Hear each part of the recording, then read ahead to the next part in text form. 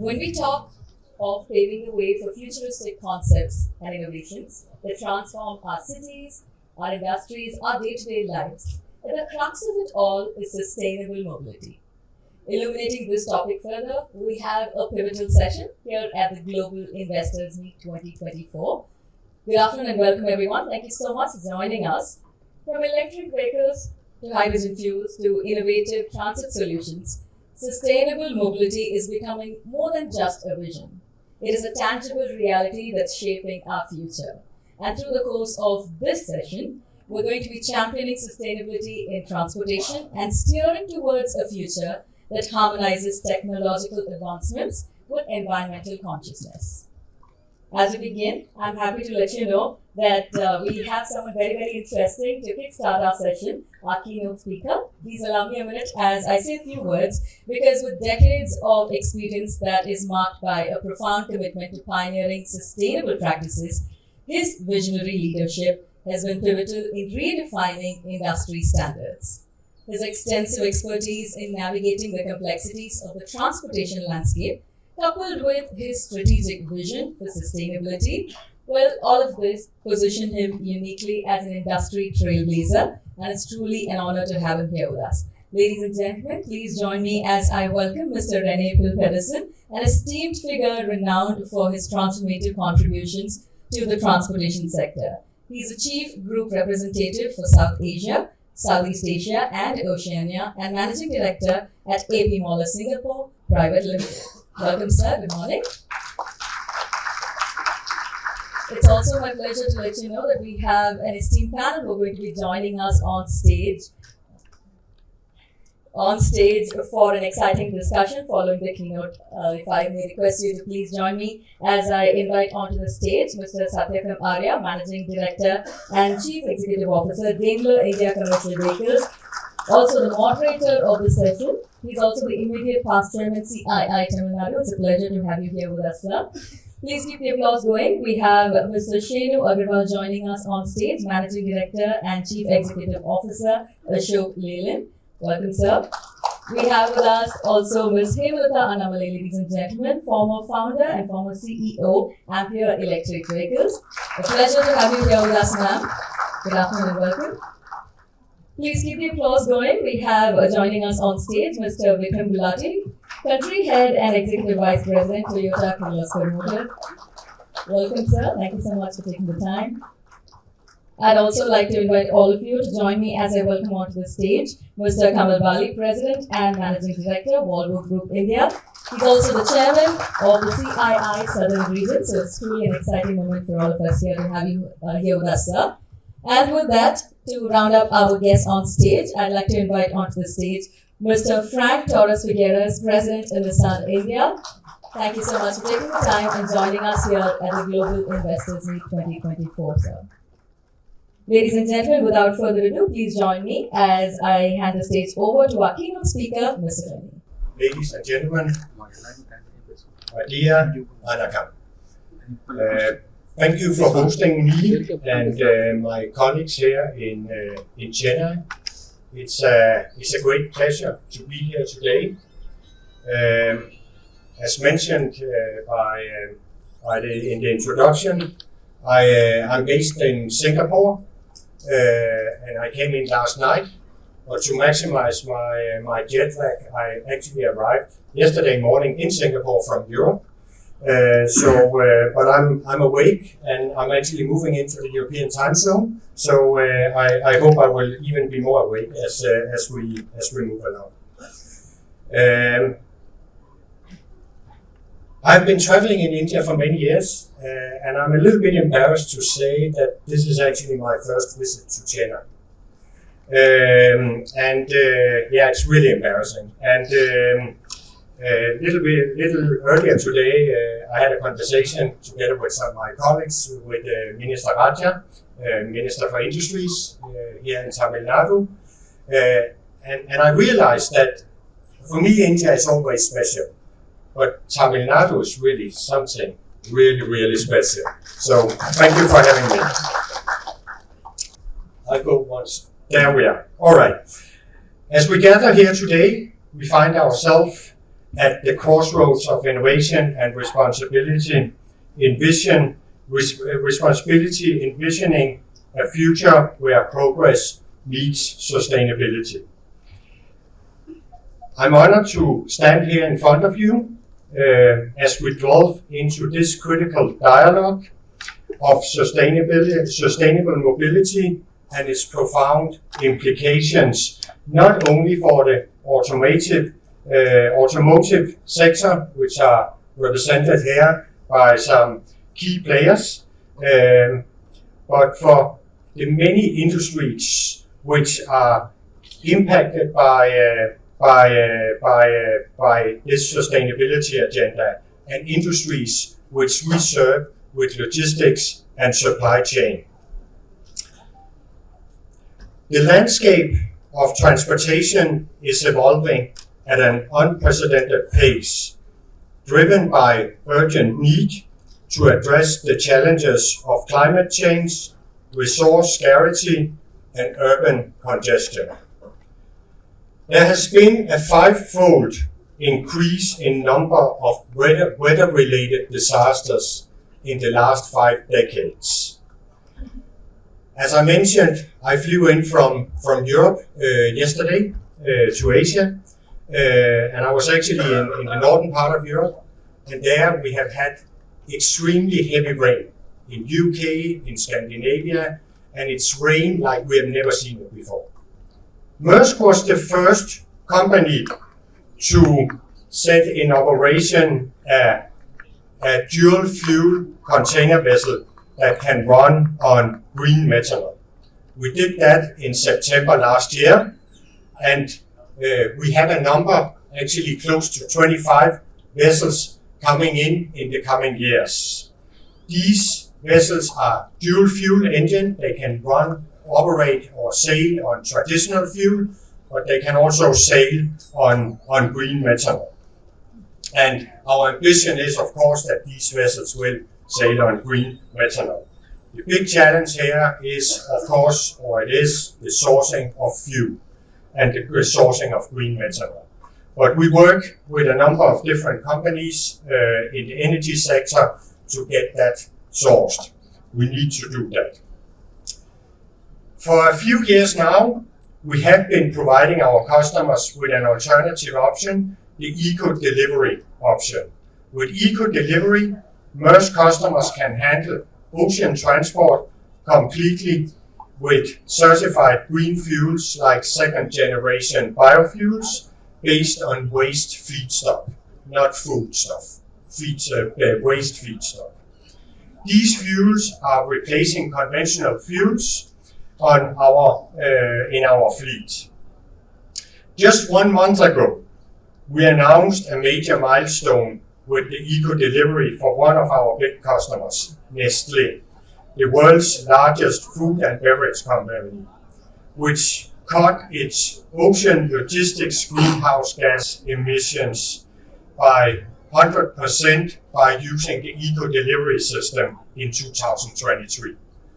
But we have many other customers who is equally committed to this product and to this decarbonization journey. The seaborne emissions from these transports can reduce around 80% of the emissions that we will get from conventional fossil fuels. But it's not all about ocean mobility or transportation. We are an integrated logistics company with a vision for sustainability across the supply chain.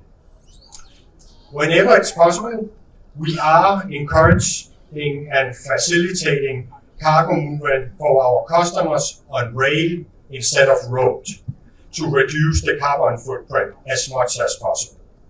When we venture into warehouses, we are exploring alternative energy options like rooftop solar or other sorts of green energy to produce energy for these facilities.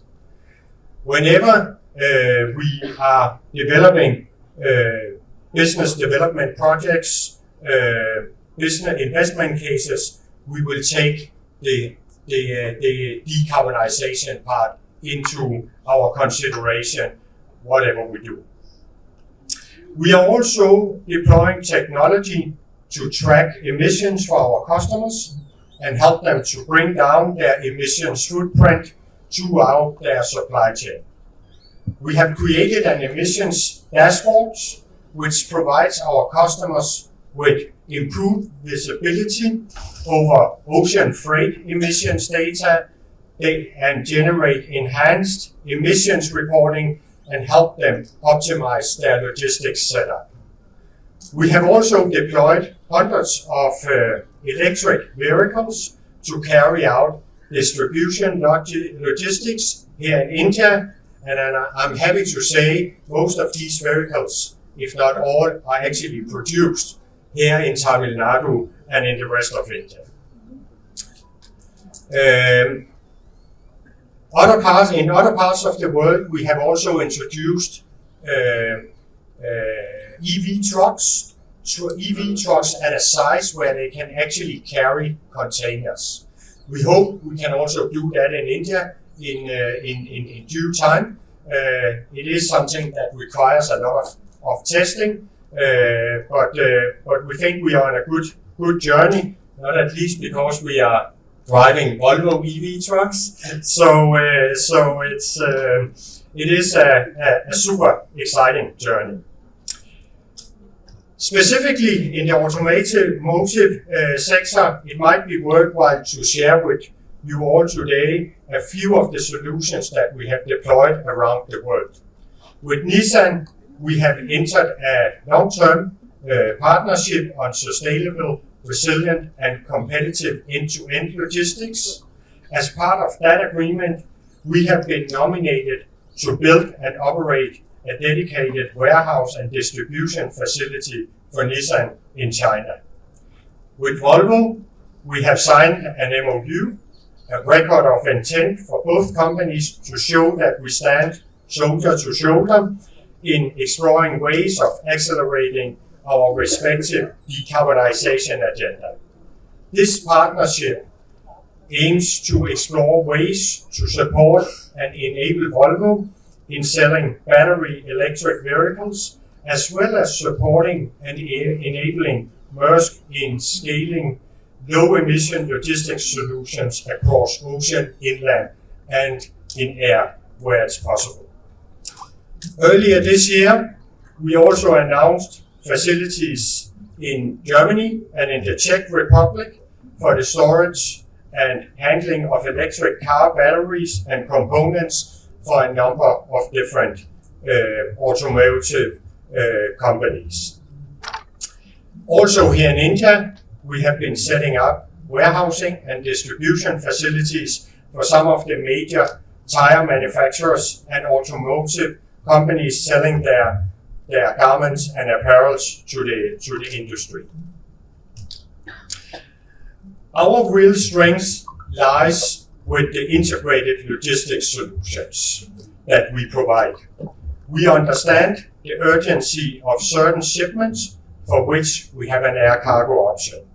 We understand the competitive yet reliable supply chain requirement that involve just-in-time solutions to support product requirements.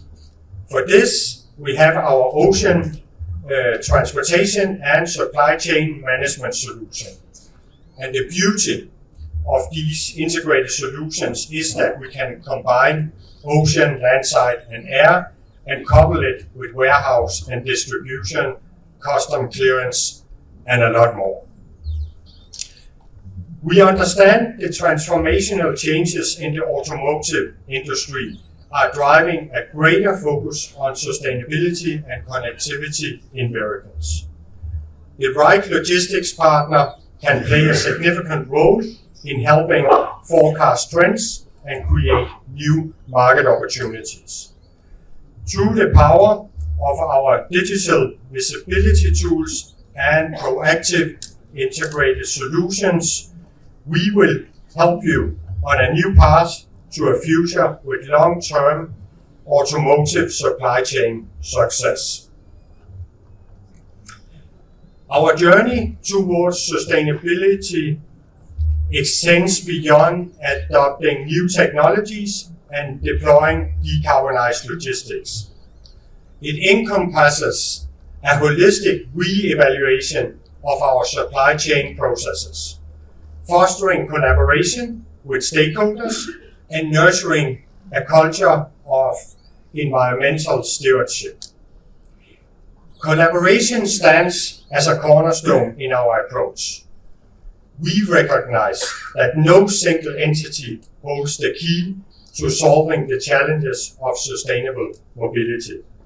Therefore, we actively engage with partners, with governments, with communities, fostering alliances that transcend traditional boundaries, pooling resources and expertise to drive meaningful and real change. We are your partners in driving and shaping the future of sustainable mobility. By integrating sustainability into our purpose and strategy, we want to empower everyone to achieve their sustainability goals. Offer them not only transport solutions, but a pathway to a more sustainable future. Tamil Nadu is a state with abundant opportunities and potential to continue growing and contribute to the economic growth of India and Asia in general. In this context, the automotive sector, with more than 40% of India's automobile exports and more than 2/3 of India's electric two-wheeler production across 4 major clusters, Tamil Nadu is rightly called the auto and EV capital of India. In the context of energy transition and green fuels, Tamil Nadu is a fast emerging hub for offshore wind, green hydrogen, and marine and aviation fuel, something we also need for our vessels. Given the rise in global demand for green methanol, it is a promising development. We believe in Tamil Nadu's ambitious goal to become a $1 trillion economy by 2030. We are more than keen to not only participate in this growth, but also play a significant role in contributing to this growth. As we are navigating this era of unprecedented change, challenges abound, but also opportunities. The transformation towards sustainable mobility is not without complexities. Yes, yet within these challenges lies a lot of opportunities for innovation, for growth, and a future where mobility and sustainability coexist harmoniously. The journey towards sustainable mobility is not one that ends. It's an ongoing pursuit. A commitment to continuous improvement and a testament to our collective responsibility towards the planet and future generations. Let us join hands, let us forge together, let us shape a future where mobility is not just efficient but sustainable. As said, we are ready to be your sustainable partner. Let us together make a difference, and wishing you all a highly productive discussion around shaping the future of sustainable mobility. Thank you very much. Thank you, sir. Thank you very much for mapping out the journey from actually being part of the problem to being part of the solution, and we look forward to driving dreams and engineering futures. Ladies and gentlemen, with that, the much awaited exploration happening on stage is a discussion into the transformative potential of sustainable mobility, driven, of course, by a power-packed panel of industry stalwarts. We've been waiting to hear from them, so I'd like to hand the floor over to our session chairman, our moderator, Mr. Satya Kamaria. Good afternoon, sir. Thank you so much. Vanakkam everyone, respected dignitaries from the government, my fellow panelists, esteemed colleagues from the industry, friends from the media, ladies and gentlemen. It is my privilege and honor to address this august gathering today. In fact, today I was wondering whether in the afternoon session we would have a hall which is packed with people. But it's encouraging to see that there are even people standing to attend this session. And we will make this session very engaging and enriching for all of you. And we will also take some questions from the audience in the end. Well, we have all come together today to celebrate the spirit of entrepreneurship in Tamil Nadu. Tamil Nadu is a national powerhouse when it comes to the automotive industry. And I'm really proud to moderate this session on sustainable mobility shaping our future. Well, the automotive industry is at the cusp of a major transformation.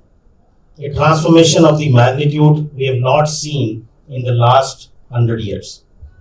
Connected vehicles, self-driving or autonomous cars, shared mobility, and electric or hydrogen powertrain concepts were unheard of just some years back. And today we see these disruptions playing out in the industry. And the biggest or most profound of them is the switch to sustainable or zero emission mobility. Or in other words, decarbonizing movement of people and goods. The question is, why is that happening? What is the driving force behind? And what is the big picture? Well, the global greenhouse gas emissions, the GHG as we call it, reached a level of 50 gigatons in 2015. And this is expected to peak in 2025 and then hopefully go down. And as we all know, this is completely unsustainable for our planet and for our ecosystem. In the Paris Convention, around 160 countries came together to commit that we all must work together to restrict the rise in global temperatures to 2 degrees above the pre-industrial levels. And for that to happen, we need to restrict ourselves to 23 gigatons of GHG emissions by 2050. So from 50 gigatons in 2015, which is expected to go up, we have to restrict ourselves to 23 gigatons by 2050. Now that is a tall task and it can only be achieved with a concerted effort from all the stakeholders. Let's look at the picture in India now.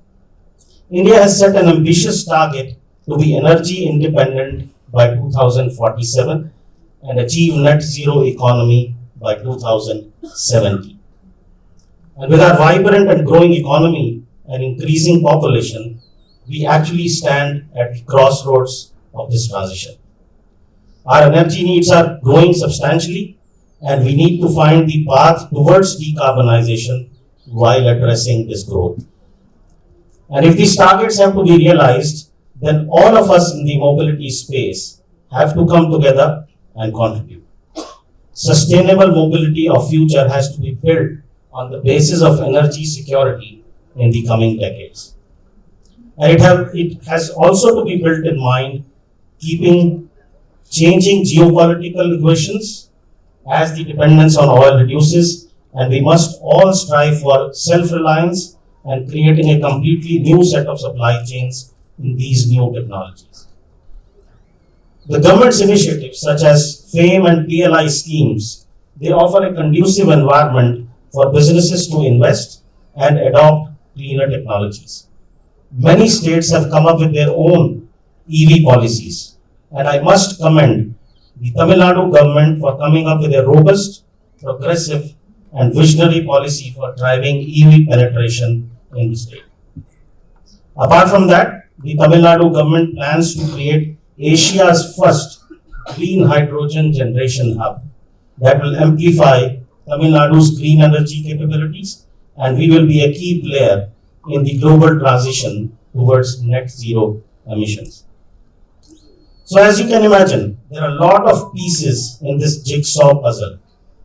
How will these pieces develop and fit it into each other is a challenge as well as an opportunity that we all must deal with.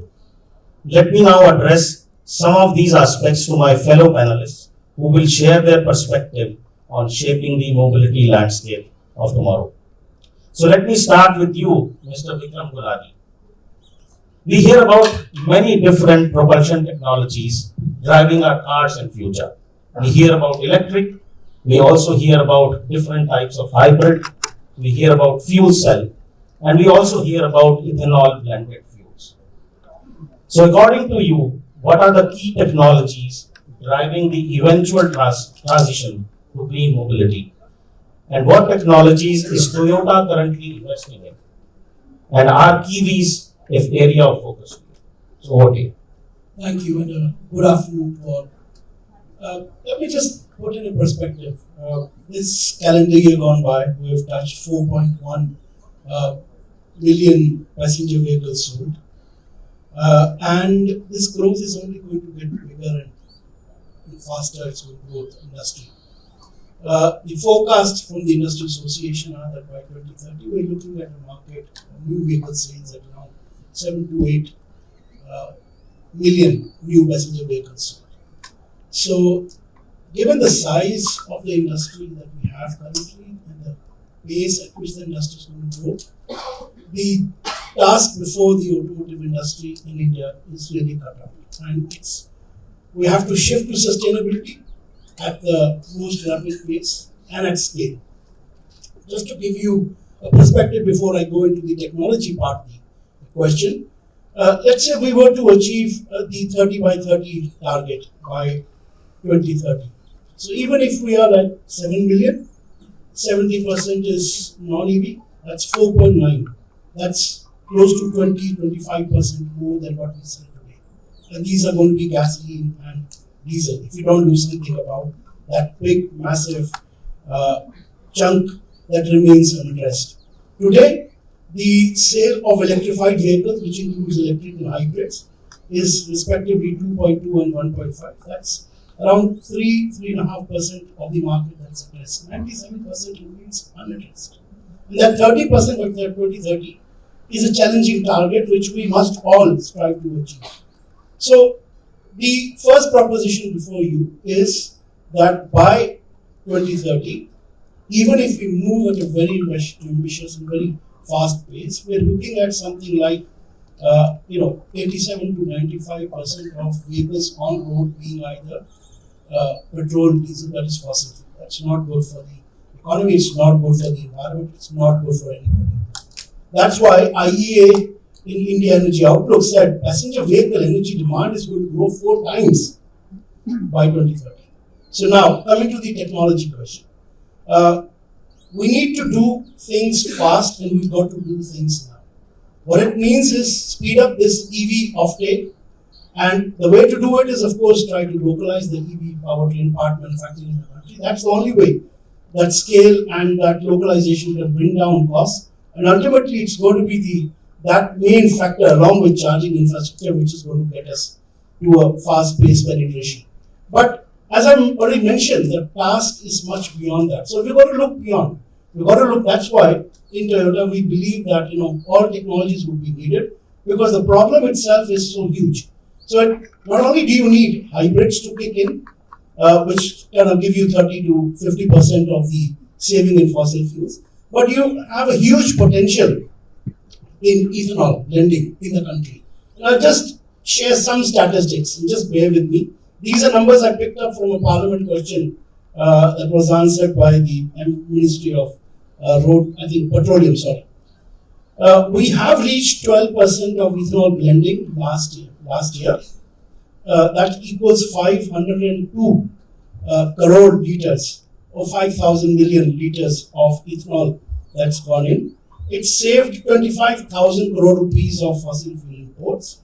By 2025, when it becomes 20%, straight away we're looking at 50,000 crore rupees of import fossil fuels being reduced. We're looking at something like 10 million metric tons of carbon being kicked out right there and then.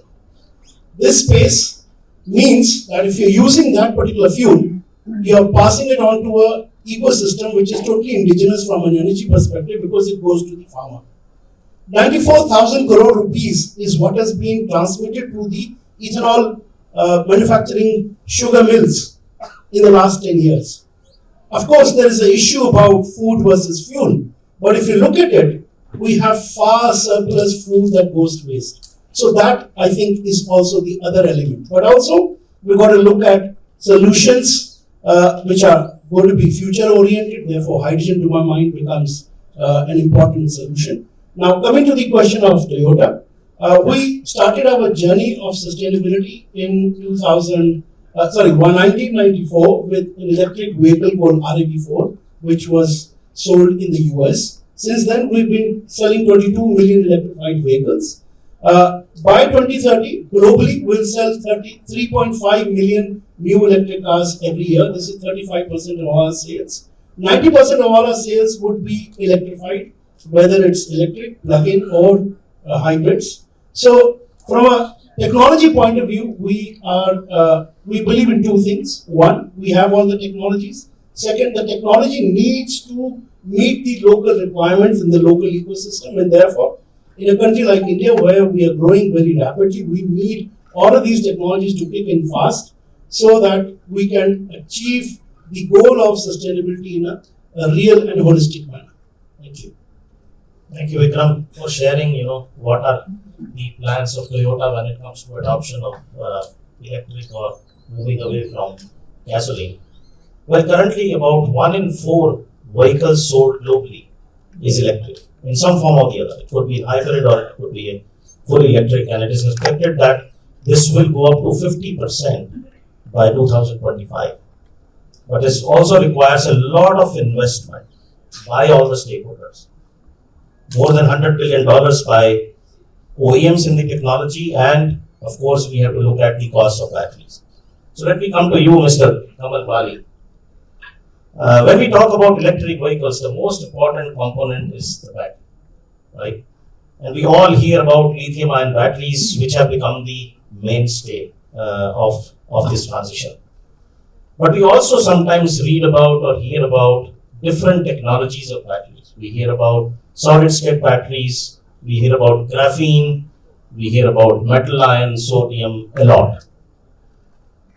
So which technology do you think is the most important technology when it comes to EV batteries? Do we expect that we will move away from lithium ion at some point in time?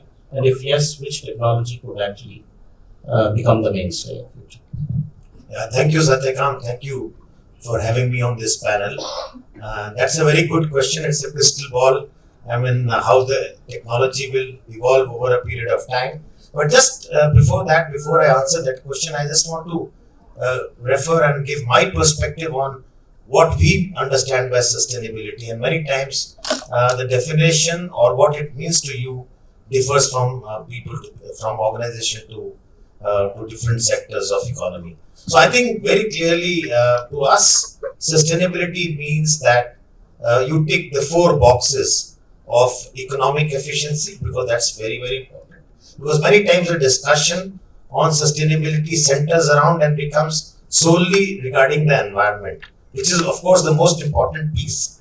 But there are many other pieces in sustainability puzzle. So I think the first is very, very clearly the economic efficiency. We know that there are so many inefficiencies in the system. If we can plug those inefficiencies, we'll be able to use much less inputs for the output which we get today. For instance, in my own sector, the trucking industry, I was talking to some friends yesterday, 50% of the time a truck is moving air, it is not moving cargo. So which means there's 50% inefficiency in the trucking system. So I think that's a very important aspect of economic efficiency. The second part is of course environmental. So whatever we do has to be environmentally friendly, so which is very important. And there many technologies thankfully have come in. I'll come back to that in a moment. And finally, 2 other elements, which is the socially inclusive. Whatever we do has to be socially inclusive, whether it is safety, whether it is diversity. If you really want sustainability in a holistic manner, I think we need to tick that box of social inclusion as well. which means diversity, which means when it comes to India, gender equity, and so many other issues. And finally, the fourth piece in sustainability is being morally ethical. So I think today that's one element which is becoming very, very important, that people are looking at organizations not delivering what they are supposed to deliver in terms of the products or services, but also in terms of their behavior, in terms of what are the values they espouse. So I think that's something very, very important as well. So these are the four elements I believe, and for Volvo Group, these all four elements are very, very important, and they take a huge shape there. But coming to your question on the technology part, on the battery electric, so I first of all agree with Vikram that this problem of energy transition is so complex and so big that all tools in the box will have to be used, which means you will use battery electric vehicles, whether it is trucks or whether it is cars.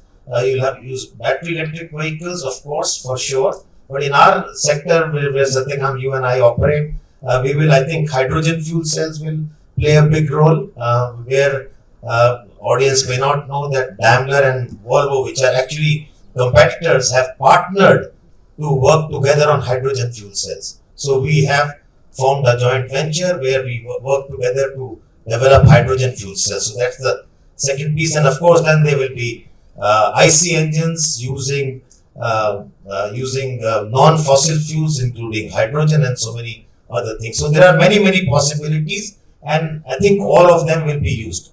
Coming to the battery electric battery technology, I think the battery chemistry is, I think, a very complex game, and a lot of work is happening in that area. A lot of research is happening in that area, and a lot of transition will happen in that area. Just to let you know that currently we are doing with lithium ion, working as you rightly said, and then NMC chemistry that uses lithium, manganese, and cobalt oxide, and this is the cathode material. And anode material can be silicon, which is supposed to be the best material. But I think very quickly you will look at, and of course this is good in terms of efficiency. Of course there are challenges of cost because cobalt is very expensive. So therefore people are looking at how can we make batteries, because battery technology is going to be very, very important, because the storage of renewable energy is a big challenge, and for storage you need very good battery technology. So I think that's one. So the next one which we see is lithium iron phosphate, which will have no cobalt, and you will have instead a lithium iron phosphate, which is a new chemical. It will be lower cost, high safety, but it will have lower range. Range is not, or storage capacity will be a slight challenge compared to lithium ion, but it will be safer and much cheaper. So that's the second piece, which is the third one, which we believe is likely to come, is lithium manganese iron phosphate, and then solid state batteries, which you referred to. Research on sodium ion and potassium ion batteries is also happening in a big way, and I believe these are the changes which you will see over a period of time. But as you can see that the number of options are many. So therefore, it will, as I said, all tools in the box will be used here as well, and you will see a very, very quick progression to new technologies. I don't see a steady state in the next 5 years. I think you will see technology transgressing many different boundaries, and you will ultimately hit upon something which is stable only by 2030. So that's my personal take, that battery technology is in for a very big thing. But I think more importantly here, I want to also bring in that element of economic efficiency. I think that batteries at the end of, when they are at 80% of their life, in case of an automotive application, they can be used for other applications. They can be, and therefore you can increase the life of the battery. They can be used as battery electric storage system. Typically these batteries are used in containers to power for industries, to power for residential areas. So this will again be green power, which can be used for non-automotive applications. So we need to extend the life of the battery by another 3 to 5 years, which means more money, more value, and being more sustainable. So I think that's another element on battery technology, where And all of this will have to be used as an ecosystem. As you have seen that this problem of sustainability, this challenge of sustainability is so huge that partnership approach, the ecosystem approach is going to be the key. And that's my clarion call to everyone in this room. And as many of the companies have demonstrated that we may be competing in the marketplace, but we can still partners, we can still cooperate, we can work together to sort out this huge sustainability challenge which all of us are being faced with in a big way. So my request is, let's look at this more as a partnership approach, because to me, I think partnership is the future leadership. And if you can partner, we can really take many steps forward. And so that's going to be the key. And for that, for partnership to happen, we need to be transparent, we need to be trusting each other. That's all, and partnerships will happen. So I stop there. Thank you, Mr. Bali. Well, you ended absolutely on the note of partnership, because without that, I don't think this transition or transformation would happen. And you highlighted many aspects related to battery technology, as well as equation, which would actually enable the adoption of technology. We in Daimler, also have an equation. We talk about three components for this transition. First is the technology itself. The technology has to be matured enough that it can deliver value. The second is the economic equation. If that is not making sense, the switch will not happen. And third is the ecosystem itself. For example, for EVs, if you don't have the charging infrastructure, it will not happen. And we say that this is a multiplication equation. All three components have to be in place, otherwise the result is zero. Right? Again, another challenge which we all have to deal with this transition. Let me now come to you, Mr. Torres.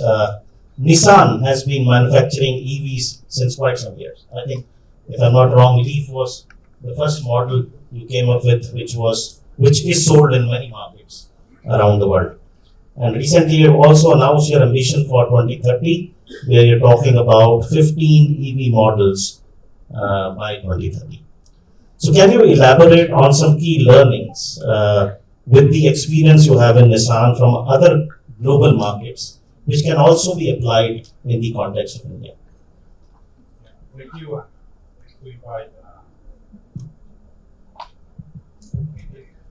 Thank you, and thanks to invite Nissan to this panel. I think always we ask for these questions about what are the lessons learned. Maybe not everybody doesn't know, but Nissan designed the first EV in 1947. It was called Tama model. And as you mentioned, in 2010, it was the first OEM launching the mass EV production with Leaf. We have sold more than 650,000 Leaf, and today we are almost over 1 million EV cars sold, which is including New Ariya, which are recently launched. Right? This 1 million, I will say, it's 1/4 in Japan sold, 1/4 in China, 1/4 US, and 1/4 in Europe. Means many lessons from each of them. No, but let me focus on one recently example. It was what we announced in Europe, in UK. We call a project called EV360. This is and it's part of the lessons we learn, right? Is that this is an environment created together with support of our suppliers, our partners, government, national, regional governments, to produce EVs in our manufacturing plant, but also to have a battery plant close to the manufacturing plant, because this is mandatory to ensure the cost, which is one of the most important drivers we have seen on EV, it's also competitive. But not only this, also all the process on the manufacturing, should be carbon neutral, and 100% of the energy used are renewable energy, and also we are delivering energy to the neighbors of the plant. Means that this is an example and make a kind of two main lessons, right? First, I agree with our colleague of Toyota, is that we should adapt the pace of the introduction of the EV, which is part of our contribution to the sustainable mobility, adapted to each country, each region. It cannot be the same speed. This is a lesson which is really clear. And the second, as OEMs, our contribution should be not only to produce EVs, but also to ensure that our process, all, including our logistics operations, which we are cooperating, for instance, with Mars, also are carbon neutral. This is really, really important, right? Means these two lessons learned, and in India we are doing exactly this. In February, last year, we signed an MOU together with the Tamil Nadu government to invest more than $600 million in Tamil Nadu, in India, with 6 new models, and out of these 6 new models, 2 will be EVs, right? And not only this, also our manufacturing plant, which some of the key leaders are here together with me, also from the design center, it will have also carbon neutral plan, and in fact, current RNIPL, our plan, which is, as you know, is Renault Nissan plan with our partner, it's one of the most advanced in terms of energy efficiency, water recycle. It means that these are the main lessons that as Nissan we have learned. Of course, many of them, but these two I think can be well applied in India and to Tamil Nadu.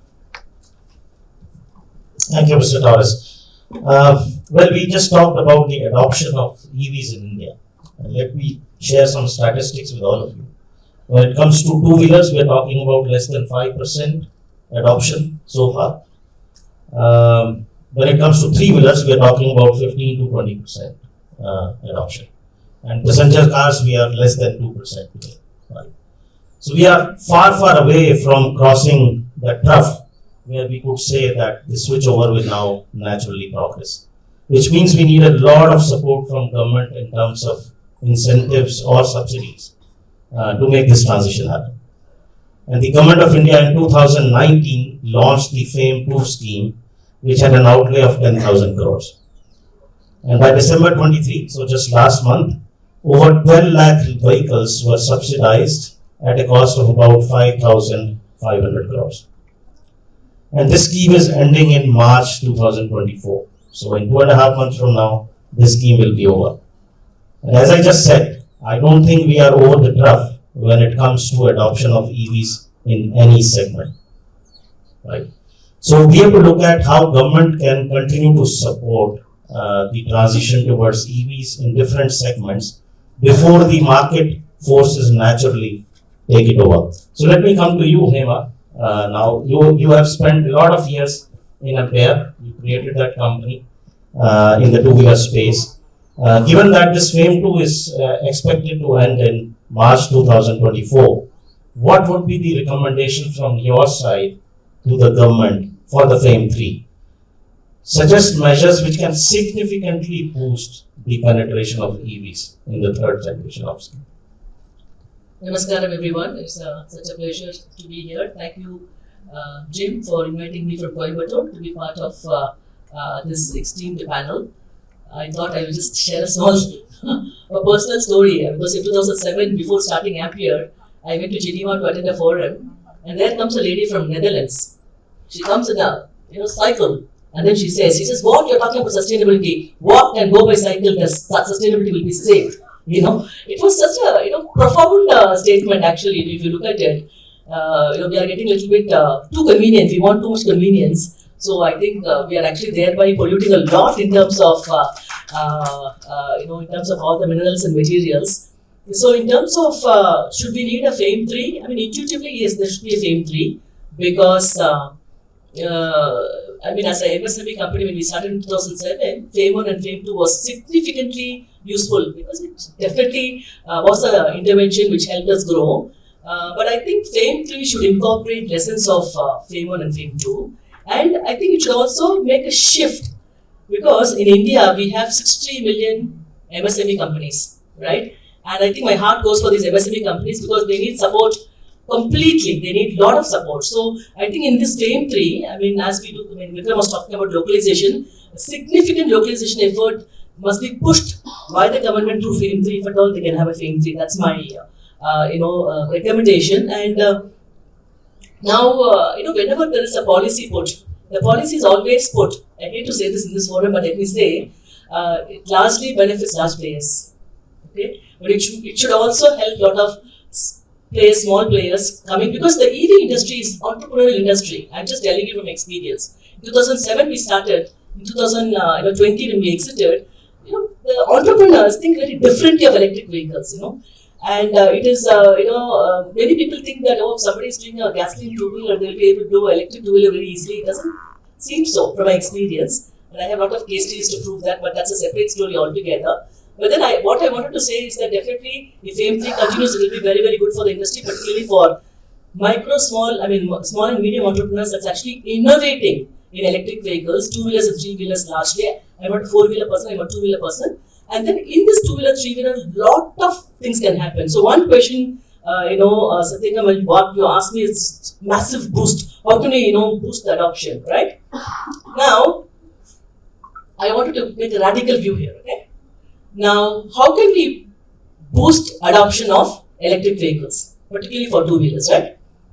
We need to de-auto-mobilize electric two-wheelers. That means what? We should not see electric two-wheeler as a automotive, because we are unnecessarily over-engineering the two-wheelers. Instead, if you think as a commodity, electric two-wheeler as a commodity, then a lot of things can change. And this goes back to that lady who spoke in Netherlands for an electric cycle, for example. How many people cycle here, right? A simple electric cycle, China did that, Netherlands did that, right?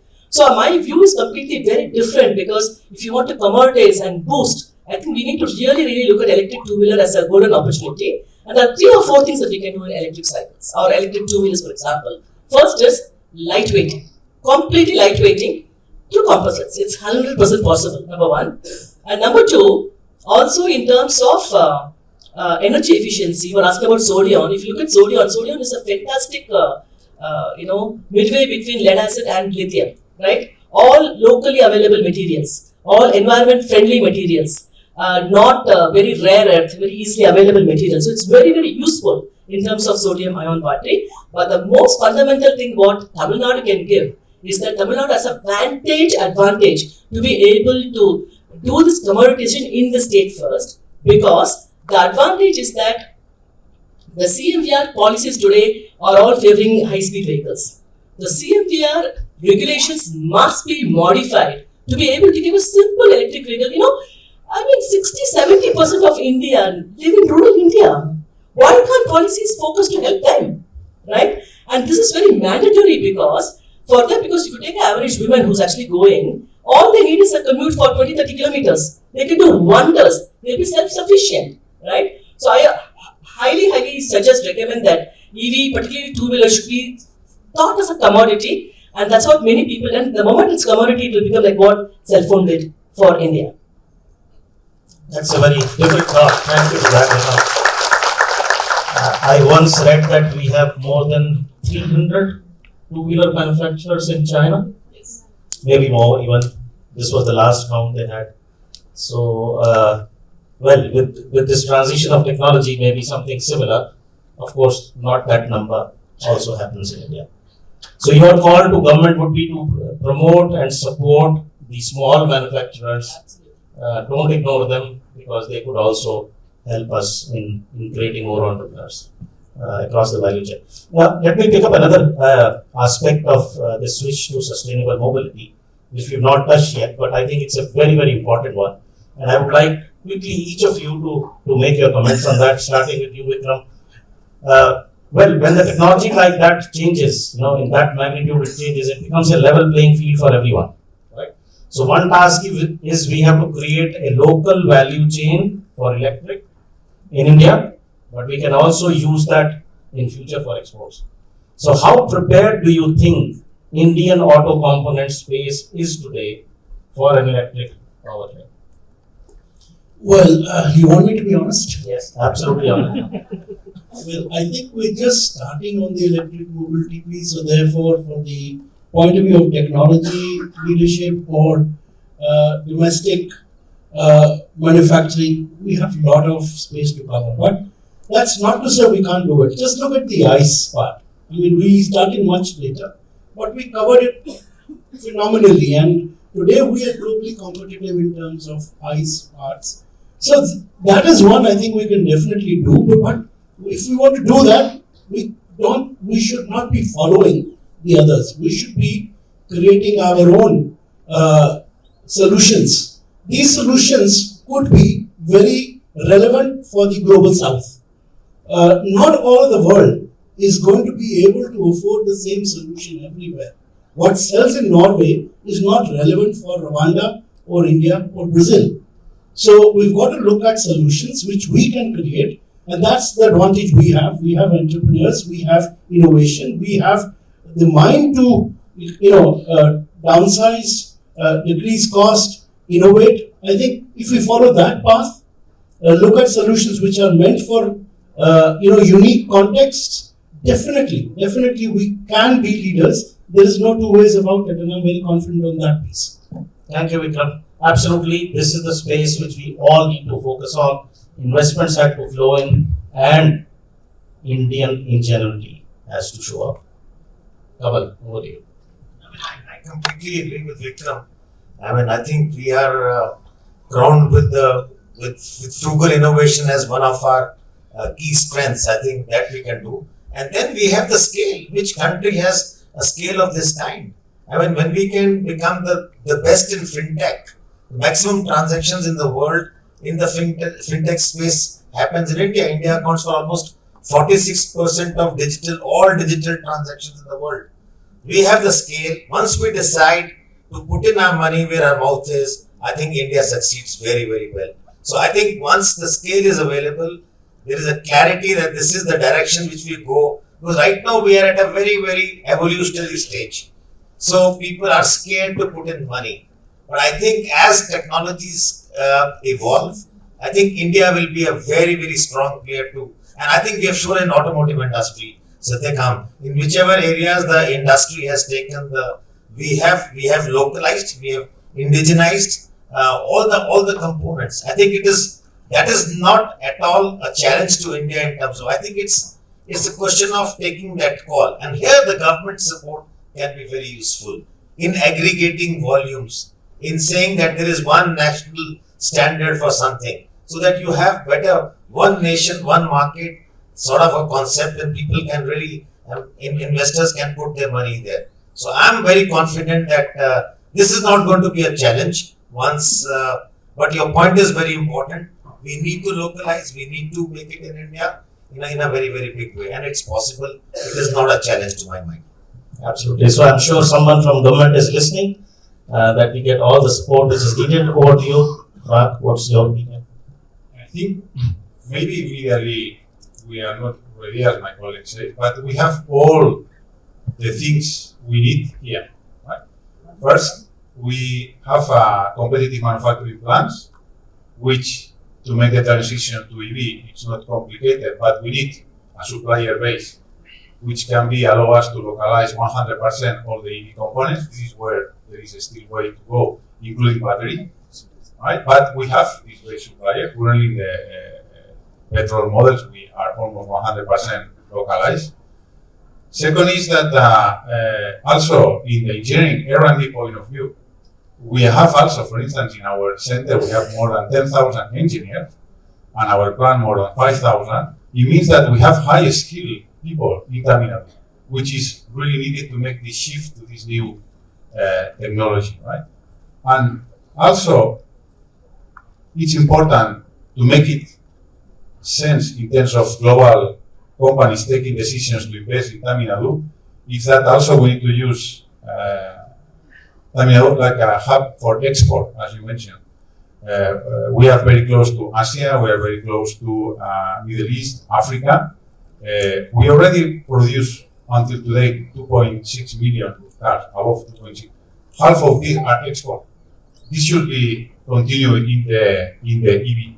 And final point is that all of this will be successful if we can keep getting the support as we are getting from Tamil Nadu government and from, of course, state government. And this is important, and we are proud because we have more than 15 years here in Tamil Nadu, and we are already convinced that it's good to invest. And in fact, as I mentioned before, we already announced. Means I think these factors is we have, but of course we need to speed up all of this and working together all the partners in order to ensure we are efficient, because we cannot afford we lost this opportunity. Thank you, Frank. Over to you here now. Quickly. So I think that in manufacturing, if we can approach the manufacturing with a circular economy mindset, it will be very good. Which means from start to finish, if the consumer uses a product, the end of the lifestyle of the product also has to be thought through. Thereby recycling, repurposing, and reusing can be thought through. That's number one. Number two, I wanted to be very frank here, is that today Tamil Nadu can take the advantage of creating a technology corridor for power electronics. Today, the power electronics is what is driving the electric vehicles. Today, where are the power electronics guys? They're not here.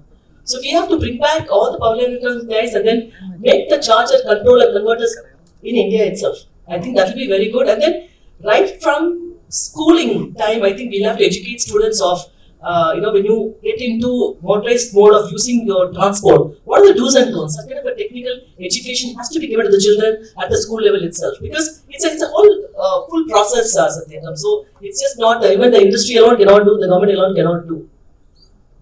Absolutely. Well, when you compare ICE to electric or even hydrogen powertrain, we are talking about substantial differences in the vehicle in terms of content and technology, and we definitely need all of us to focus on creating local supply chains for future.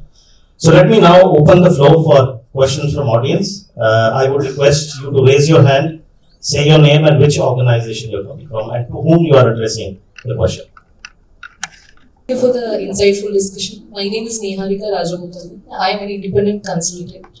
I do my own sustainability and climate change consulting under the trademark Nivriti Advisory. So my question is actually to the entire panel. As Sir rightly mentioned, the social impact, social sustainability impact is also very important. And my question is, are we ready as a society for the amount of social impact that the increasing number of vehicles, whether it is petrol, diesel or EVs, is going to cause with the current state of infrastructure, roads and parking space in the country? All of us are very well aware of the current behavioral issues that are going on the road rage and everything. So if the number of vehicles is going to increase, how are we going to handle the humongous behavioral issues that will result? Because every day I am driving on the roads, so I know how it is. So how are we going to handle that part of the issue? Thank you. Yeah. So I think that's a very good question, and I think that's what I alluded to when I was talking about the social aspect of sustainability. I think this is exactly what we need. We need to fix the mobility challenge in cities, not by more vehicles or not by electric vehicles. We need to fix a public mobility system. So public transportation system where we have less number of vehicles on the road and we have a much more sustainable system. So I think that's the only way to go, and therefore we need to change behaviors. We need to bring in that awareness amongst the entire ecosystem, and government has to support. So to my mind, public transportation rapid mass system is going to be very, very critical to solve that problem. Otherwise our cities will be as congested as ever, and I think we will have very serious problems. More roads, more vehicles, more highways, more bridges will not solve this problem. Thank you.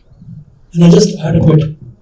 My thought just went back a couple of years when we encountered COVID and how that changed everything for us in terms of how we work, how we socialize. And if you recall, it was total difference in terms of how many people were moving on the roads. People were operating from home. We have the technology now. We should be planning our economy, we should be planning our cities so that we kind of cut down on the unnecessary movement of people or make it efficient. So it's much more macro in terms of how we design the economy, how we design the work, how we design our cities, so that we're not forcing people to come on the roads at all. And I agree completely. It's not about cars or of any technology, shape or size. It's about having systems that move people efficiently. Single-use vehicles, single-user vehicles should be taxed more.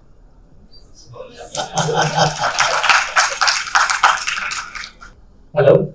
Hi, my name is Sarvan and I work for Transportation Solutions. I'm currently with Last Europe. And my question is, since MMM rightly brought up the point of emphasizing or bringing more emphasis over the two-wheelers, and I also have always been thinking on the same note, like India is a very different market space where we have a lot more denser population here, and the global solutions might not really work as such here. We need tailored approach here. What's your question? Question here is, we are focusing more and more towards the alternate energy storage technologies. But I strongly, from the understanding I get from all of the theories, like we are far away, at least a decade from here. And we are really in need of hybrid systems, both strong hybrid as well as mild hybrid.